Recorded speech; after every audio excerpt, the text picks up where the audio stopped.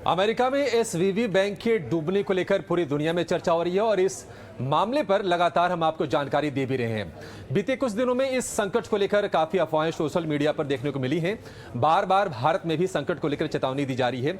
ऐसे में आज स्वदेश पाठशाला में हम आपको सच बताएंगे और बिजनेस के भारी भरकम शब्दों को बेहद आसान भाषा में बताते हुए इस पूरे संकट को समझाएंगे और ये भी बताएंगे कि डरने की बात नहीं है। स्वदेश का मकसद यही है कि आपको किसी भी खबर के बारे में पूरी जानकारी दी जाए और आपको समझदार बनाया जाए।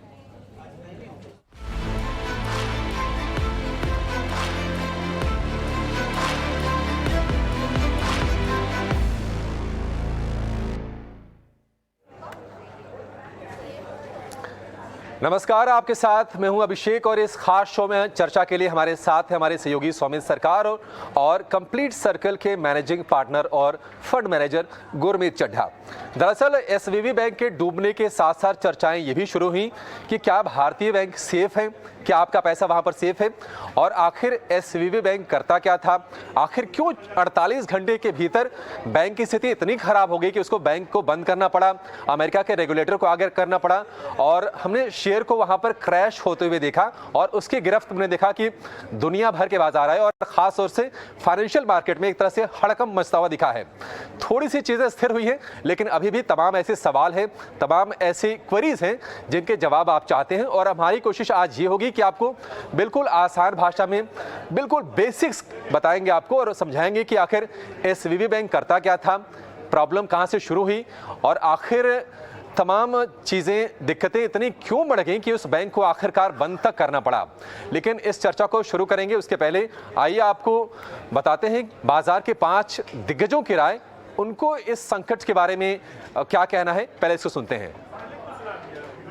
2008 के बाद फेड ने अमेरिकन फाइनेंशियल सिस्टम को सिक्योर करने के लिए काफी कदम उठाए हैं और एसवीबी में भी उन्होंने बड़ी तेजी से कदम उठाए हैं।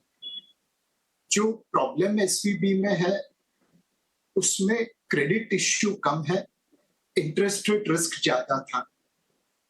अब उन्होंने डिपॉजिटर्स को प्रोटेक्ट कर दिया है। एक सिग्नेचर करके दूसरी बैंक भी ट्रबल में थी, उसके डिपॉजिटर्स को भी प्रोटेक्ट कर दिया है। पूरी बैंकिंग सिस्टम को लिक्विडिटी देने के लिए एक नया प्रोग्राम भी लॉन्च किया है। एंड मेरे हिसाब से फेड ने ये जो प्रोएक्टिव स्टेप्स उठाए हैं उस वजह से मार्केट में कॉन्फिडेंस है कि आज नहीं तो कल ये प्रॉब्लम्स सब सेटल हो जाएंगे। मेरे हिसाब से तो बैंकिंग सेक्टर को नाजायज पीटा गया है। पहले उन्होंने ये स्टेट बैंक वगैरह को मारा कि अडानी ग्रुप के पता नहीं एक्सपोजर है। अडानी ग्रुप ने अपने सारे प्लेज के शेयर्स दे दिए, उसके बगैर भी मुझे लगता था कि वो डेट का इशू नहीं है क्योंकि जो प्लेज के स्टॉक्स थे वो भी थे, किसी कंपनी में 5%, किसी में 7% एंड 7-5% प्लेज से आपके प्लेज शेयर्स बाहर नहीं आ सकते। वो होता है अगर आपके 50-60% शेयर्स प्लेज हो और फिर 20-30% स्टॉक प्राइस गिर जाए तो सडनली जो जिसके पास शेयर पड़े हैं वो बेच दे कि जी प्राइस पास आ गई। अगर आपने 5% शेयर प्लेज हैं और तो all those things were irrelevant again. और उसके बाद अब ये इशू, तो मेरे हिसाब से तो 2 नेगेटिव इश्यूज हो गए बैंकिंग सेक्टर के against which both in the end will not turn out to be real fears. तो इसलिए मैं तो बुलिश हूँ। हमने थोड़े बहुत और लिए बट बहुत ज्यादा और नहीं लिए, कल तो नहीं लिए, पहले बता रहा हूँ, बट जनरली मैं हम बेचेंगे नहीं एक भी शेयर। जब इस तरह की क्राइसिस होती है तो टिपिकली फेड हो या बहुत सारे सेंट्रल बैंक्स है वो ट्रकलोड्स ऑफ स्टिमुलस के साथ आते हैं। ना सिर्फ उस पर्टिकुलर बैंक को सेफगार्ड करने की कोशिश करते हैं बट साथ साथ पूरे सिस्टम को सेफगार्ड करने की कोशिश करते हैं क्योंकि एसवीबी में तो अभी टीवी पे आया है लेकिन इन रियलिटी बहुत सारे लोग इसको, बहुत सारे हाउस होल्ड, बहुत सारी कंपनी स्ट्रगल कर रही है हाई इंटरेस्ट रेट की वजह से। तो उसकी वजह से टिपिकल फेड का रिस्पॉन्स ऐसा होता है कि आप तेजी से रेट काट देते हैं। इस बार जो हुआ है वो अब हमको ध्यान देने की जरूरत है कि इस बार एक सर्जिकल प्रोसीजर हुआ है जिसके अंदर सिर्फ एक बैंक को प्रोटेक्ट करने के लिए जो करना चाहिए था वो किया गया, लेकिन एक जो होलिस्टिक पैकेज जिसको बोलते हैं आता है कि रेट कट आ गया, बड़ा क्यूई अनाउंस हो गया और कुछ सम काइंड ऑफ बैकस्टॉप आ गया, वो सब नहीं आया है सिस्टम लेवल। तो प्योरली रिस्क मार्केट के पॉइंट ऑफ व्यू से अभी भी आपको थोड़ा सा डरना चाहिए कि इस वक्त भी जब एक बड़ा बैंक में ड्रॉडाउन हुआ है इतना बड़ा, उसके बाद में भी फेड जो है वो इतना कॉन्फिडेंट नहीं है कि होलिस्टिक अप्रोच स्टिमुलस की ले। आई थिंक जो बैंक्स में बैंकिंग सेक्टर में ओवर रिएक्शन था even in our markets, I think काफी सारे जो फ्रंट लाइन बैंक्स हैं उनका वैल्यूएशंस काफी अट्रैक्टिव हो गया है। सो आई थिंक अगर हम देखें our outlook on the economy, outlook on the earnings growth, अगले 2 साल में around 17 to 18% index earnings grow होने वाला है। And compare to the banking sector का अराउंड 23 to 24% अर्निंग्स ग्रोथ होने वाला है। हैविंग सेड दैट, बहुत सारे बैंक्स का वैल्यूएशन बहुत अट्रैक्टिव हो गया है।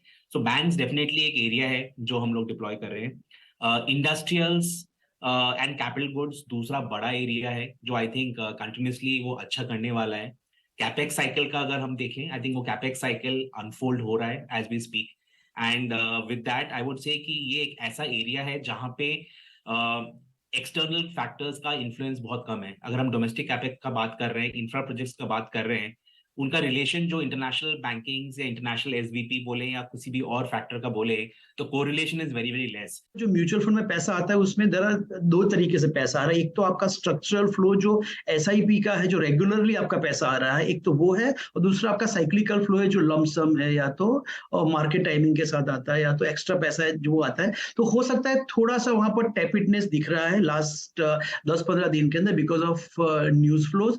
बट ओवरऑल अगर आप देखोगे तो आप देखिए ओवरऑल अक्टूबर नवंबर का महीना जब था, जब थोड़ा सा नेट इनफ्लो आपका हर्ट हुआ था, जनवरी फरवरी खराब नहीं था। मार्च थोड़ा सा आज की तारीख मुझे ऐसा लग रहा है कि थोड़ा सा डल जाएगा, बट ये बहुत ही शॉर्ट टर्म नजरिए से हम उसको देखेंगे। मेरा मानना है कि रिटेल का पैसा बहुत स्ट्रॉन्ग आ रहा है सर, और उसमें मैंने जैसे आपको बताया कि 50% पैसा रिटेल का जो आ रहा है वो स्ट्रक्चरली एसआईपी के थ्रू आ रहा है, वो बहुत स्ट्रॉन्ग दिख रहा है मुझे। तो एसवीवी संकट क्या है और भारतीय बाजार में अगर कोई निवेशक है, कोई ट्रेडर है, तो उसकी रणनीति क्या होनी चाहिए, इस पर दुनिया के तमाम बड़े दिग्गज एफआईआई निवेशकों से भी हमने बातचीत की और समझा कि आखिर ये मामला है कितना बड़ा। लेकिन आज सुमित ये शो करने का हमारा खास पर्पस ये है कि ऐसे लोग जिनको फाइनेंशियल मार्केट की समझ नहीं हो, जो बाजार की छोटी छोटी शब्दावलियों को या फिर जो भारी भरकम जो शब्द होते हैं जिनके अर्थ वो नहीं समझ पाते हैं, उनको भी हम गाइड करें और बिल्कुल आसान भाषा में पाठशाला, जैसा कि हमने लिखा है एसवीबी संकट की एबीसीडी, बिल्कुल हम एबीसीडी समझाएंगे और बिल्कुल शुरुआत से चलिए शुरू करते हैं आपके साथ। Silicon valley bank, Sumit, silicon valley bank के नाम में लगा है। आखिर ये बताइए कि ये बैंक किस तरह से अलग था, इसका कारोबार क्या था और किस तरह से ये मामला शुरू हुआ पूरा। ये सिलिकॉन वैली बैंक, जैसे आपने कहा, ये अगर आप देखेंगे तो यूएस का 16th लार्जेस्ट बैंक था। अब इसके जो टोटल एसेट्स थे, मतलब टोटल जो बैलेंस शीट साइज जिसे कहा जाता है, वो करीब 200 बिलियन यूएस डॉलर्स का था और ये 2022 के एंड के नंबर्स है। अगर आप प्री पैंडेमिक के साथ कंपेयर करेंगे तो प्री पैंडेमिक में ये नंबर 60 बिलियन का था, तो काफ़ी एक स्ट्रॉन्ग ग्रोथ हमें देखने को मिला है। अब ये बात मैंने क्यों बताई, क्योंकि ये इंपॉर्टेंट है जानना, क्योंकि इससे हमें पता चलता है कि कंपनी के क्लाइंट्स कौन थे। अगर आप कंपनी के क्लाइंट्स देखेंगे तो सारे वेंचर कैपिटलिस्ट और स्टार्टअप्स थे और टेक स्टार्टअप्स थे, और पैंडेमिक के टाइम पे हमने टेक स्टार्टअप्स पे अच्छा खासा बूम देखा था, और इसी कारण जो भी पैसे टेक स्टार्टअप्स को मिलते गए वो इस बैंक्स में डिपॉजिट करते गए, और इसी कारण कंपनी का जो एसेट्स था वो इतना बढ़ गया, करीब 60 बिलियन से 200 बिलियन यूएस डॉलर्स का हो गया। जैसे कि मैं कह रहा था कि कंपनी के जो क्लाइंट्स हैं वो सारे वेंचर कैपिटलिस्ट हैं और टेक स्टार्टअप्स हैं। इनफैक्ट कंपनी ये भी कहती है कि वो फाइनेंशियल पार्टनर है इनोवेशन इकोनॉमी के और गो टू बैंक है इन्वेस्टर्स के लिए। तो आप इससे आपको आइडिया आ जाता है कि कंपनी के क्लाइंट बेस क्या थे। उसी के साथ अगर आप देखेंगे तो कंपनी के वेबसाइट के हिसाब से अगर आप देखेंगे तो करीब 2500 से ज़्यादा वेंचर कैपिटल फर्म्स के बैंक अकाउंट्स थे, और कई ज़्यादा कंपनी के जो टेक एग्जीक्यूटिव्स थे उनके बैंक अकाउंट्स ये सिलिकॉन वैली बैंक के साथ थे। तो ये था सिलिकॉन वैली बैंक, जो कोलैप्स होने के पहले अगर आप देखेंगे तो 16th लार्जेस्ट बैंक था यूएस का। सुमित, संकट कैसे आया इस पर भी हमने दर्शकों को गाइड करेंगे, लेकिन मोटा मोटी जरा एक बार बता देते हैं। देखिए, बैंक जो होता है उनके ऑपरेशंस दो तरह के होते हैं। आपसे डिपॉजिट लेते हैं, उस पर थोड़ी सी कम इंटरेस्ट आपको पे करते हैं, और जो कर्ज देते हैं उस पर ज़्यादा इंटरेस्ट लेते हैं, यही होता मोटा मोटी। और बजट जो बैंक लेता है अपने पास तो रखेगा नहीं, उसको कहीं वो इन्वेस्ट करते हैं, तो कई बार वो स्टॉक मार्केट में डालते हैं, गवर्नमेंट के बॉन्ड्स खरीद लेते हैं, उस पर थोड़े से वो लॉन्ग मैच्योरिटी वाले होते हैं लेकिन थोड़ी ब्याज कम होती है। और क्या संकट के जड़ में सुमित यही है कि चूँकि स्टार्टअप्स को फंडिंग नहीं हो रही थी और वो अब जब अपने पैसे जब रिडीम करने आए, बैंक से निकालने आए, तो बैंक के पास इतना कैश था ही नहीं। स्टार्टअप्स को नए फंड्स नहीं मिल रहे थे, जो बैंक में जो उन्होंने पैसे रखे थे वो निकालने हुआ है। अगर आप देखेंगे तो इन्वेस्टर्स आए डिपॉजिट्स अपने निकालने, बट सिलिकॉन वैली बैंक ने क्या किया था, जो पैसे थे उनके, उन्होंने वो यूएस ट्रेजरीज के साथ और मॉर्गेज बैक सिक्योरिटीज़ को उन्होंने ऑलरेडी ये लोन दे दिया था। In short asset liability mismatch हो रहा था। बैंक्स डिपॉजिटर्स आए थे पैसे निकालने, बट बैंक के पास उतना पैसा नहीं था कि वो डिपॉजिटर्स को वो पैसा दे सके। और इसी कारण अगर आप देखेंगे तो इसी बीच क्या हुआ, यूएस फेड काफ़ी तेज़ी से इंटरेस्ट रेट हाइक करने लगे, तो जो ट्रेजरी बॉन्ड्स में उन्होंने पैसे लगाए थे वो पैसे थोड़े बहुत कम वैल्यू पे उन्हें रिडीम करने पड़े। इसके कारण कंपनी को करीब 1.8 बिलियन यूएस डॉलर्स का लॉस हुआ, क्योंकि उन्हें डिपॉजिटर्स को पैसे देने थे, पैसे ट्रेजरी में थे, ट्रेजरी लॉस में उन्होंने बेच के वो निकालने पड़े। तो अब ये जो शॉर्टफॉल हुआ था और डिपॉजिटर्स को उन्हें पैसे देने थे, इसके लिए उन्होंने एक कोशिश की कि उन्होंने एक फंड रेज कर ले। करीब 2.5 बिलियन यूएस डॉलर्स का उन्होंने फंड रेज भी करने की कोशिश की, बट इन्वेस्टर्स से काफ़ी ख़राब रिस्पॉन्स आने के कारण वो भी नहीं हो पाया और आखिर में ये बैंक इंसॉल्वेंट हो चुकी। इनफैक्ट बैंक बैंकरप्ट हो चुकी थी, क्योंकि उनके पास पैसे नहीं थे डिपॉजिटर्स को लौटाने के लिए। ठीक है, तो डिपॉजिटर को लौटाने के लिए पैसे नहीं थे और दिक्कत ये हुई कि जो वेंचर कैपिटलिस्ट होते हैं, जो स्टार्टअप को फंड करते हैं, उनका जो पैसा था वो एसवीबी बैंक में था। स्टार्टअप को जो पैसे की जब ज़रूरत पड़ी तो उनके भी जो एफडीज थे या फिर जो भी पैसे थे बैंक में थे, वो जो बैंक के पास जो पैसे मांगने आए, एक तरह से लाइन लग गई पूरी और देखते देखते पैनिक का माहौल बन गया, क्योंकि बैंक वो पैसे उनको दे पाने की स्थिति में था नहीं, क्योंकि इन्होंने जो अपना निवेश कर रखा था वो थोड़े कम ब्याज पे थे सुमित, और इंटरेस्ट रेट का साइकिल ऊपर चला गया। तो हुआ ये कि जो उनके निवेश थे उसको फिर वो कम भाव पे नुकसान सह के बेचना पड़ा। डिपॉजिटर्स को देने थे तो वो नुकसान में बेचने पड़े उन्हें। वो सारी चीजें नुकसान में बेचनी पड़ी और इससे दिक्कत क्या हुई कि फिर थोड़ा पैनिक का माहौल बढ़ा। हालांकि सुमित ये याद रखना चाहिए कि इस मामले के साल भर पहले से भी स्टॉक करीब 50% करेक्ट हो चुका था। अगर आप देखेंगे तो इनफैक्ट इस मामले के बाद तो और भी करेक्ट हो चुका है, बट ये स्टॉक ऑब्वियसली करेक्शन मोड पे काफ़ी टाइम से था अगर आप देखेंगे तो पूरा का पूरा ये साइकिल एक्चुअली ये एस्केलेट हुआ यहाँ से, क्योंकि डिपॉजिटर अपना पैसा मांगने आया और बैंक के पास कैश था नहीं, और उसके बाद फिर हमने देखा कि फटाफट 48 घंटे के अंदर ये बैंक किस तरह से डूब गया। हालांकि अमेरिका के जो रेगुलेटर्स हैं वो एक्शन में आए और ये कहा कि डिपॉजिटर का जो पैसा है वो सेफ है, जिसके पैसे भी इसमें जमा हैं उसको लेकर कोई दिक्कत नहीं आएगी। फटाफट एक ब्रिज बैंक के भी एक स्टैब्लिश कर दिया गया। सुमित, बात याद रखिएगा, जो FIDC जो थी, जिन्होंने federal deposit insurance corporation FDIC, अब ये क्या करता है, ये इंश्योरेंस बनाता है, बट इसका भी एक लिमिट है, करीब 2.5 लाख डॉलर्स तक का ही पैसा इंश्योर्ड रहता है, उसके ऊपर का जो पैसा रहता है वो इंश्योर्ड नहीं रहता। तो उतना गारंटीड किसी डिपॉजिटर को अपना पैसा मिल जाएगा। उसके बाद का जो पैसा है उसके लिए उन्हें नोट्स दिए जाते हैं, जो जब एसेट बेचे जाएंगे बैंक्स के, उससे जो पैसा रियलाइज होगा फिर डिपॉजिटर्स को दिया जाएगा। हमारे देश में कि 5 लाख तक की गारंटी है सरकार की, यहाँ पे भी है 2.5 लाख यूएस डॉलर्स का है। उसके ऊपर का अगर कुछ अमाउंट है तो उसके लिए आपको नोट्स दिए जाएंगे, जब एसेट बिकेंगे बैंक के, जब पैसे आएंगे तब आपको डिपॉजिटर्स को वो पैसे दिए जाएंगे, वैसा होता है। ठीक है, जरा ये समझते हैं सुमित। देखिए, मामला तो हमने समझा दिया कि आखिर हुआ क्या, मोटा मोटी कोशिश हमारी ये रही कि आपको आसान भाषा में समझा दिया जाए, लेकिन कहीं ना कहीं लोगों के मन में डर है इसको लेकर, और इसकी तुलना कहीं ना कहीं 2008 में जो लीमन ब्रदर का जो संकट आया था, सब प्राइम क्राइसिस जो हुई थी, उससे तुलना की जा रही है, क्योंकि उसके बाद हमने मंदी का एक लंबा दौर देखा। तो डर जायज़ है, वाजिब है, और थोड़ा सा पैनिक का माहौल है। लोग अभी भी मामले को समझना चाहते हैं। गुरमीत के पास चलेंगे और गुरमीत से समझेंगे कि आखिर वो किस तरह से पूरी सिचुएशन को देख रहे हैं और यहाँ से कारोबार पर, भारत की इकोनॉमी पर, यहाँ के बैंकों पर किस तरह से असर होगा, ये जानेंगे। गुरमीत जी, बहुत शुक्रिया आपका समय देने के लिए। आप ये बताइए कि भारत पर इसका कितना असर आप देख रहे हैं। हालांकि अगर हम बाजार की बात करें, शेयर मार्केट की, तो सेंटिमेंट के हिसाब से हम देख रहे हैं कि टूट रहे हैं पिछले 3-4 दिन से, और कहीं ना कहीं ग्लोबल लिंकेजेस है। आजकल के दौर में ग्लोबलाइजेशन के ज़माने में हर चीज़ जुड़ी हुई है, लेकिन आपको लगता है क्योंकि वो एक डिफरेंट कैटेगरी का बैंक था जो कि स्टार्टअप के साथ डील करता था, वेंचर कैपिटलिस्ट के खाते थे उनके बैंकों में, तो उनका सेगमेंट अलग था। हमारे यहाँ माहौल थोड़ा सा अलग है। आप ये बताइए कि हमारे यहाँ क्या उस संकट का कोई असर आपको आता हुआ दिख रहा है, कितनी संभावना है उसकी? जब भी कोई भी बैंक सिस्टम में फेलर आता है तो उसका एक डोमिनो इफेक्ट होता है। तो स्ट्रक्चरली आपकी इकोनॉमी में उसका लिंकेज कम होगा, but second third order impact होता है। आपका स्टार्टअप्स का वहां पे कुछ फंड हो सकता है। हमने देखा बहुत सारी कंपनीज ने बताया कि उनकी कुछ सब्सिडीज की हालांकि अमाउंट बहुत छोटा था। तो अगर टेक सिस्टम पूरा डिस्टर्ब होता है, जिसे हम प्राइवेट मार्केट बोलते हैं, तो उसका फिर सेकेंड ऑर्डर इम्पैक्ट आता है, क्योंकि अगर टेक स्टार्टअप्स फेल होते हैं तो फिर मास ले ऑफ्स होता है। सेकेंड थर्ड ऑर्डर में दूसरी जो कंपनीज उनकी सप्लाई चेन में है वहां पे बैंकरप्सीज आ सकती है, तो डोमिनो इफेक्ट आ सकता है, और इसलिए उसको कंटेन करना बहुत जरूरी है। यूएस ना फ्रैक्शनल रिजर्व बैंकिंग प्रैक्टिस करता है कि जो आपको डिपॉजिट मिलता है उसका एक फ्रैक्शन रिजर्व में रखता है और बाकी लेंडिंग होती है। तो अब आप ये उम्मीद नहीं करते कि सारे कस्टमर आके एक ही दिन पैसा मांगेंगे, लेकिन जब कोई क्राइसिस होता है तो सडनली एकदम से तो ये मुझे लगता है दो जगह पे एरर हुआ है। एक तो बैंक के लेवल पे क्लियर एरर है, एसेट लायबिलिटी मिसमैच का है, और बिल्कुल बहुत ही पुअर रिस्क मैनेजमेंट है। थोड़ा मुझे लगता है फेड के लेवल पे भी ओवरसाइट है।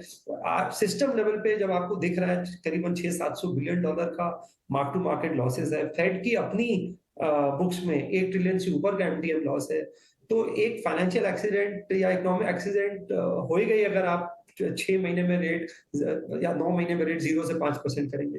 तो मुझे लगता है हमारा बैंकिंग सिस्टम काफी रोबस्ट है, पर थोड़ा सा शॉर्ट टर्म में ये डोमिनो इम्पैक्ट आ सकता है।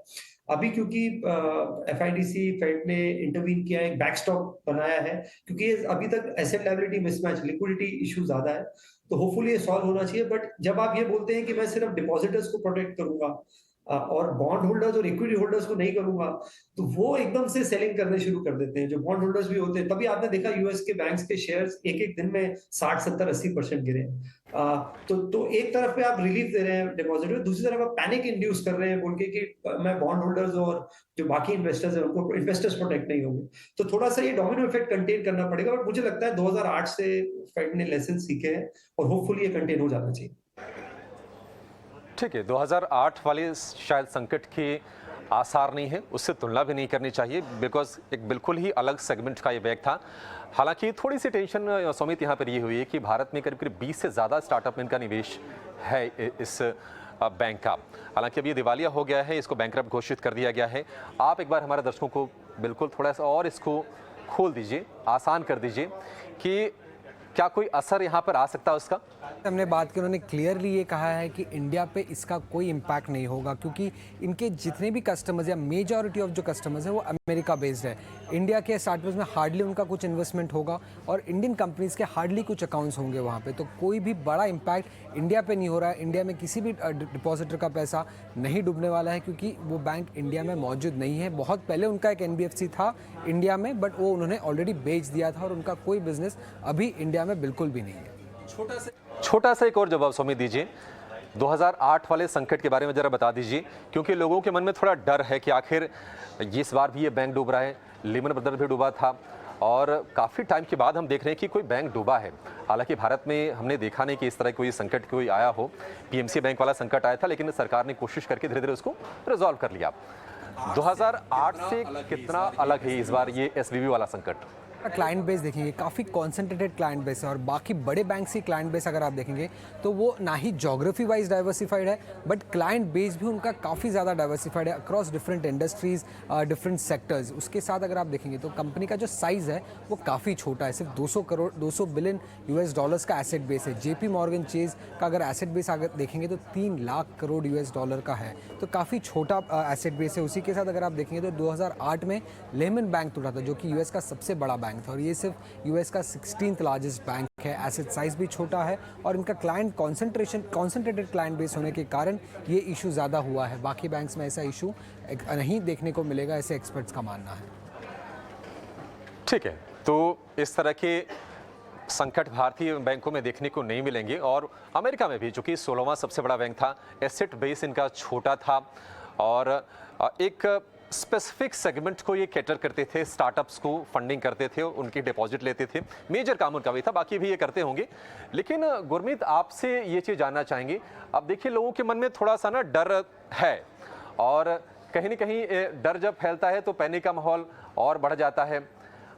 यहाँ पर अगर हम अपने देश की बात करें तो सरकार जो गारंटी देती है वो 5 लाख रुपए के आसपास तक की देती है। आप चूंकि मार्केट को एनालाइज करते हैं, फाइनेंशियल मार्केट में बहुत मजबूत पकड़ रखते हैं, तो क्या ये बेहतर रणनीति होगी कि किसी को, मान लीजिए अगर बैंकों में 50 लाख रुपए रखने हो, 1 करोड़ रुपए रखने हो, तो उसको डाइवर्सिफाई कर लें ज्यादा बैंकों की संख्या ज्यादा बढ़ा ले बनिस्बत 1 या 2 में रखने के बजाय? इंडिया में अगर आप देखेंगे इवन जो यस बैंक का पीछे प्रेसिडेंट हुआ था, डिपॉजिटर्स को हमेशा एक स्ट्रॉन्ग मैसेज दिया था कि प्रोटेक्ट किया जाएगा, बट थोड़ा डाइवर्सिफिकेशन मुझे लगता है करना चाहिए बैंक्स में, स्पेशली जो कंपनीज होती हैं, जो कंपनी ट्रेजरीज होती हैं, अगर आप देखेंगे उनको एक कंसोर्शियम ऑफ बैंक से डील करती हैं, तो उनको बैंक अकाउंट्स के अलावा लिक्विड या ओवरनाइट फंड्स होते हैं, ट्रेजरी बिल्स होते हैं, आर्बिट्राज फंड्स होते हैं, थोड़ा सा अपनी ट्रेजरी को डाइवर्सिफाई करना चाहिए। इंडिविजुअल लेवल पे भी हमें जो हमारा जिसे हम चेकिंग अकाउंट बोलते हैं या हमारा कंटिजेंसी फंड बोलते हैं, जैसे 12 महीने के आपके एक्सपेंसेस हैं, उनको आप 4-5 इंस्ट्रूमेंट्स में डाइवर्सिफाई कर सकते हैं। बट मुझे कोई ऐसा इंडिया में सिस्टमिक रिस्क नहीं लगता है बैंकिंग में, तो इससे कुछ घबराने की जरूरत नहीं है। थोड़ा सा जैसे मैंने बोला सेकेंड ऑर्डर इम्पैक्ट आएगा, जैसे अगर बैंकिंग सिस्टम ओवरऑल यूएस का इम्पैक्ट होता है तो आईटी को इफेक्ट पड़ता है, क्योंकि बीएफएसआई एक बहुत बड़ा सेगमेंट है हमारी आईटी कंपनीज के लिए। या यूएस इकोनॉमी अगर एक हार्ड लैंडिंग करती है तो आपके एक्सपोर्ट ओरिएंटेड जो सेक्टर्स है वहां पे तो सेकंड थर्ड ऑर्डर थोड़ा सा इम्पैक्ट आएगा, जो कि कुछ हद तक आपको प्राइसेस में देखने को मिला भी होगा पिछले 2-3 दिनों में, क्योंकि बाजार चीजों को रीड करता है। बट इस 2008 से इसको कंपेयर करना मुझे लगता है थोड़ा सा ज्यादा होगा। तब हम 28-30 के मल्टीपल पे थे, सब बुलिश थे, सब ओवरऑल इन्वेस्टेड थे, बाजार 2-3 गुना हो गया था उस पर्टिकुलर बुल साइकिल। हमारा पिछले 2 साल से रिटर्न फ्लैट से नेगेटिव है, हम अभी 17 टाइम्स फॉरवर्ड पे हैं। तो मुझे लगता है compare market point of view से करना सही नहीं होगा। मुझे नहीं लगता है 2008 के नजदीक है, थोड़ा सा आपको कॉशन जरूर रखना चाहिए, और इस समय ये नहीं देखना चाहिए कि कहीं मुझे ज्यादा ब्याज मिल रहा है तो उसका मैं लालच करूं। कई बार हम अनरेटेड इंस्ट्रूमेंट में पैसा लगा देते हैं या कुछ कोऑपरेटिव बैंक्स की एफडी कर लेते हैं, या 2-3% ज्यादा मिलने लगता है ब्याज। उन चीजों से बस थोड़ा सा हमें सतर्क रहना चाहिए। ठीक है, बिल्कुल सही राय। बैंकों को लेकर भारतीय बैंकिंग सिस्टम समित मजबूत है, और जैसा कि हम बातचीत भी कर रहे थे ब्रेक में कि यस बैंक का मामला हुआ तो देखिए सीधे सरकार ने दखल दिया और उस बैंक को बचाया। यहाँ भी सरकार ने दखल दिया अमेरिका की, लेकिन बैंक को बचाया नहीं, उसके लिए अल्टरनेटिव मैकेनिज्म लेके आए, एक वैकल्पिक व्यवस्था उन्होंने कर दिया। हाँ, लेकिन वहाँ उन्होंने ये कह दिया डिपॉजिटर को कि आपका पैसा सेफ है, और पैनिक को फैलने से कम रोकने की कोशिश वहाँ पर की गई है। एक आखिरी सवाल गुरमीत जी आपसे लेंगे। मान लीजिए अब चूंकि बहुत सारे ऐसे लोग होंगे जो जानना चाह रहे होंगे, हालांकि देखिए सरकार ने ये पहले क्या किया कि हमारे कोशिश ये रही कि यहाँ पर भी बैंकों की साइज को बढ़ाया जाए, इसलिए एसबीआई की जो एसोसिएट्स बैंक था उसका एसबीआई मर्जर कर दिया। बहुत सारे छोटे छोटे जो सरकारी बैंक था आपस में 3-4 बैंकों को जोड़ के थोड़े बड़े साइज के बैंक बना दिए, और ये अच्छी रणनीति भी थी। अब हम जरा बाजार के निवेशकों के एंगल से अगर बात करें, अगर हम आपसे पूछें कि सबसे सेफ, सुरक्षित, मजबूत, अगर हम सरकारी या प्राइवेट दोनों अगर मिला लिया जाए और ग्रोथ के लिहाज से भी, तो आप कौन से वो 4 बैंक होंगे जिनका आप नाम लेना चाहेंगे? जैसे मैंने बोला, इंडियन बैंकिंग सिस्टम में मुझे कोई भी सिस्टमिक इशू नहीं लगता है। पीछे अदानी एपिसोड हुआ था, मैंने तब भी बोला था कि थोड़ा कंसर्न ओवरडन है, but investing point of view से अगर मुझे शेयर खरीदना हो तो मैं अभी भी प्राइवेट सेक्टर बैंक्स जो टॉप 3-4 है वो प्रेफर करूंगा। आप देखिए, ये जो जब ब्याज बढ़ती है तो जो आपका डिपॉजिट बेस होता है, लायबिलिटी साइड बोलते हैं इसे हम, वो डिफरेंशिएट करता है आपको। तो जिसमें भी कासा रेशियो ज्यादा है, जिसका भी रिटेल डिपॉजिट बेस ज्यादा है, उनको कॉस्ट ऑफ फंड्स भी लो रहता है, और बुक ग्रैन्युलर होने के आने में कोई रिस्क भी नहीं आता है जब भी कोई भी क्राइसिस मार्केट में आता है। तो मुझे लगता है आईसीआईसीआई बैंक आप देखिए उनका बेस्ट एवर Q3 रहा है। एनपीए बहुत अच्छा टर्न अराउंड हुआ है पिछले 3-4 साल में। रिटेल लोन बुक लगभग 70% हो गई है। बहुत टाइम बाद मैंने उनके रिटर्न रेशियोज इतने अच्छे देखे हैं। क्रेडिट कॉस्ट कंटेन्ड है। एचडीएफसी बैंक भी मुझे लगता है अभी पिछले हालांकि 3 साल में थोड़ा सा परफॉर्मेंस सबड्यूड है, बट एक बार ये मर्जर हो जाता है तो वो ओवरहैंग हट जाएगा। कुछ एक्सिस बैंक भी अच्छा लगता है। सरकारी बैंकों में मुझे लगता है एसबीआई सबसे सॉलिड है। करीबन 1 बुक वैल्यू के आसपास है। 6 लाख उनकी बुक, जैसे मैंने बोला लोन बुक बहुत अच्छा डाइवर्सिफाई किया। 6 लाख करोड़ की सिर्फ अब लोन बुक है, होम लोन और मॉर्गेज बुक है उनकी।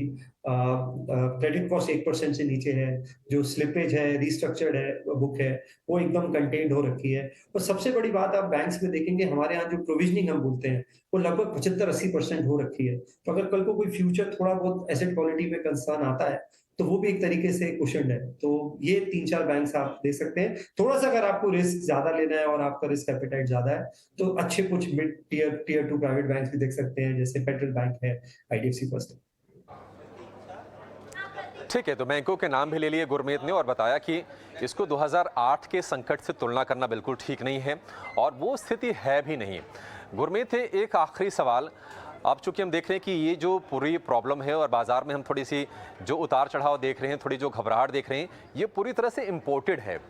ये भारत की प्रॉब्लम नहीं है, इम्पोर्टेड है, हम उससे परेशान ज़रूर हो रहे हैं, लेकिन पिछले ट्रैक रिकॉर्ड वगैरह हम देखें तो जो भी इंपोर्टेड संकट आए हैं, भारतीय बाजार उससे निपटने में काफ़ी हद तक सक्षम रहे हैं। तो ये मान के चल रहे हैं कि ये भी धीरे धीरे पीछे छूट जाएगा। आपको लगता है कि बाजार में जो करेक्शन आया है या फिर थोड़ा करेक्शन और बढ़ता है तो बल्कि निवेश का बढ़िया मौका है यहाँ पर, और ख़ास तौर से बैंकिंग स्टॉक्स में अगर जो करेक्शन बढ़ा है उसमें और बेहतर मौके बन सकते हैं? संक्षेप में जवाब चाहेंगे आपसे। देखिए, पर्सनल फाइनेंस पहले पर्सनल होता है, तो अगर तो आपको बहुत डर लग रहा है और वोलेटिलिटी आपके टेम्परामेंट में नहीं है, तो मेरा ये मानना है कि कुछ मत कीजिए। आप कुछ टाइम, कई बार कहते हैं कुछ ना करना सबसे अच्छा डिसीजन होता है। इसको थोड़ा टाइम दीजिए, है ना, रिजॉल्व होने दीजिए। और अगर आपके पास, कहते हैं कैश और करेज दोनों है, लिक्विडिटी भी है और थोड़ा करेज भी है, तो थोड़ा स्टैगर्ड वे में इसको करिए। मेरा ये मानना है कि अगर यूएस फेड पॉज करता है और बॉन्ड यील्ड्स थोड़ा सा और नीचे आती हैं, क्योंकि बाजार फॉरवर्ड लुकिंग है, तो मुझे लगता है थोड़ा सा ये अच्छा अपॉर्चुनिटी बाजार दे सकता है। पर थोड़ा स्टैगर्ड वे में करिए, ये सोच के कि यही बॉटम है और और प्रेडिक्शन लेवल पे मत जाइए। अच्छे बिजनेसेस जो अच्छे वैल्यूएशंस पे आपको मिल रहे हैं, जहां वैल्यूएशन मल्टीपल बहुत कम हुआ है, वहां पे आप ग्रेजुअली धीरे धीरे निवेश करिए। थोड़ा सा स्टैगर्ड अप्रोच रखेंगे तो अच्छा है। मुझे इंडिया की ग्रोथ स्टोरी में कोई कंसर्न नहीं दिखता है। हमारा GST collection, bank credit growth 15% आया है फरवरी के महीने में। आप जो भी मैक्रो इकोनॉमिक और हाई फ्रीक्वेंसी इंडिकेटर्स देखेंगे, भारत की इकोनॉमी बेहतर कर रही है। थोड़ा सा सॉफ्टनेस है कुछ पॉकेट्स में, जैसे रूरल में, बट ओवरऑल मुझे लगता है रिलेटिव आउट परफॉर्मेंस है, तो सूनर और लेटर वो मार्केट्स में भी रिफ्लेक्ट करेगा। ठीक है, तो ब्याज दरों को लेकर अमेरिकी फेड जो कि वहाँ का सेंट्रल बैंक है, उसका रुख क्या होता है, इस पर आगे नजर रहेगी कि वो अपनी दरों में कितनी बढ़ोतरी करते हैं। लेकिन सौमित, यह श्योर है कि हमारे ऊपर तनाव नहीं लेना, हमें यहाँ के बैंकों को लेकर आपको टेंशन नहीं करनी है। हमारा फाइनेंशियल सिस्टम मजबूत है, यहाँ के बैंक मजबूत है और ट्रैक रिकॉर्ड भी बेहद शानदार है। यहाँ पर कोई बैंक डूबा हो, इसकी अभी तक तो कोई रिकॉर्ड नहीं है, ऐसा कभी हुआ नहीं है।